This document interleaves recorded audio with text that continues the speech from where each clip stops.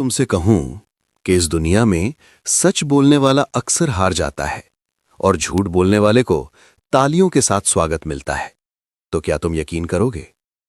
बाहर तेज बारिश हो रही थी, बिजली चमकी और छोटा सा आरव अपनी मां की गोद में सिर रखकर लेटा हुआ था। मां, आज कौन सी कहानी सुनाएंगी? मां ने उसके बालों पर हाथ फेरते हुए कहा, आज मैं तुझे कलयुग की सच्चाई सुनाऊंगी बेटा। ऐसी सच्चाई जो शायद तुझे अंदर तक हिला दे। बहुत पुरानी बात नहीं है। एक छोटे से गांव में एक मां रहती थी। नाम था सीमा। गरीब थी पर उसका ज़मीर अमीर था। उसका एक बेटा था, विवान। सीमा हमेशा कहती, बेटा सच बोलना, चाहे पूरी दुनिया तेरे खिलाफ क्यों ना हो जाए। लेकिन उस गांव में सच की कीमत बहुत कम थी। जो दूसरों का हक छीन लेते थे वही सबसे इज्जतदार कहलाते थे। जो झूठ बोलकर सपने बेचते थे उनके लिए तालियां बजती थी और जो सच बोलते थे उन्हें चुप करा दिया जाता था। एक दिन गांव में एक बड़ा व्यापारी आया। नाम था धर्मपाल। नाम में धर्म लेकिन काम में सिर्फ अधर्म। उसने गांव वालों को सपने दिखाए। मैं तुम्हारी फसल दुगनी कर दूंगा, मैं तुम्हें अमीर बना दूंगा। लोग खुश हो गए, तालियां बजने लगी। विवान ने मां से पूछा, मां आप ताली क्यों नहीं बजा रही? सीमा ने धीरे से कहा, बेटा उसकी आंखों में सच नहीं दिखता। महीने बीत गए, लोगों ने अपनी जमीन दे दी, पैसे दे दिए और फिर फसल बर्बाद हो गई, पैसे डूब गए, गांव कर्ज में डूब गया। सीमा ने पंचायत में खड़े होकर कहा, मैंने पहले ही कहा था ये आदमी धोखेबाज है। लेकिन गांव वाले चिल्लाए, अब बोलने से क्या फायदा, तब क्यों नहीं रोका?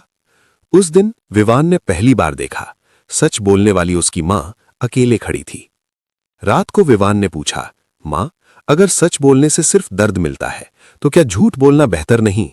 सीमा की आंखों में आंसू आ गए। बेटा यही तो कलयुग की सबसे बड़ी परीक्षा है।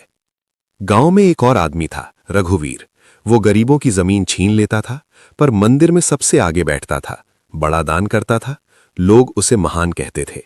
एक दिन उसने एक बूढ़े किसान का घर छीन लिया।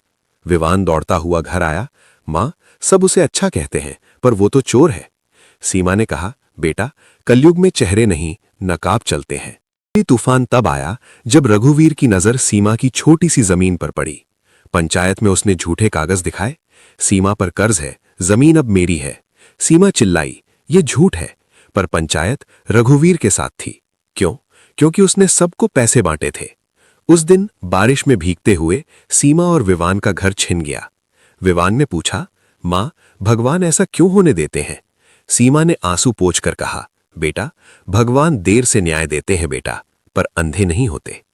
साल बीत गए, विवान बड़ा हो गया, शहर चला गया, पढ़ाई की, मेहनत की, लेकिन मां की एक बात कभी नहीं भूला, सच छुप सकता है पर मिट नहीं सकता। उधर गांव में रघुवीर और धर्मपाल का सच सामने आने लगा।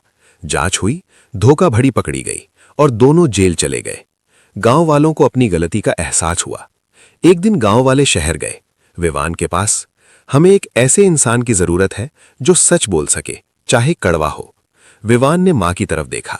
मां की आंखों में गर्व था। विवान बोला, सच बोलना मुश्किल है पर अगर आप साथ देंगे तो गांव बदल सकता है। और धीरे धीरे गांव बदलने लगा। रात को विवान मां के पास बैठा। मां आप सही थीं, झूठ को तालियां मिलती हैं पर सच की जड़ गहरी होती है। सीमा मुस्कुराई, बेटा कलयुग में सच अक्सर छुप जाता है लेकिन एक दिन वही सच रोशनी बनकर लौटता है। तो अगर आज भी आप सच बोलकर अकेला महसूस कर रहे हो या लगता है कि झूठ जीत रहा है, तो याद रखना, झूठ तेज भाग सकता है लेकिन सच दूर तक जाता है और जब लौटता है तो इतिहास बदल देता है। मित्रों, आप भी कलयुग में सच्चे इंसान हैं तो कृपया इस वीडियो को लाइक करें और चैनल को सब्सक्राइब जरूर करें। आपका एक लाइक और सब्सक्रिप्शन हमें और बेहतर वीडियो बनाने के लिए प्रेरित करता है। धन्यवाद।